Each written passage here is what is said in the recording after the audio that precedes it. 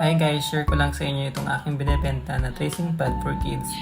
So ayun, may nag-order pala sa akin ngayon na hard copy na kakilala ko din. So ayun, na-encounter niyo siguro siya at nakita yung aking mga post. So ang in-order niya ay ang hard copy and then yan, ina-adjust ko lang siya para ready to print na. Yan, copy paste lang siya. Then adjust.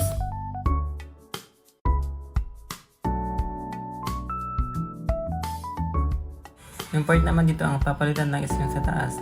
And then yung sunod naman dito is yan na wala na yung papalitan dyan. Ready to print na yan from A to letter Z. So ayan, save as PDF lang natin para mabilis siyang i-print. So ayan, i-adjust lang natin settings ng printer. And then yan, ready to print na.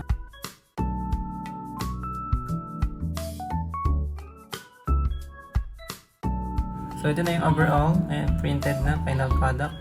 And then ito yung aking client, satisfied customer.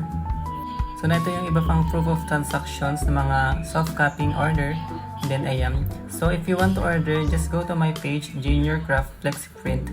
So if you want na makita yung mga customer feedback section, punta lang din kayo sa page na yun. And yun lang guys, bye bye!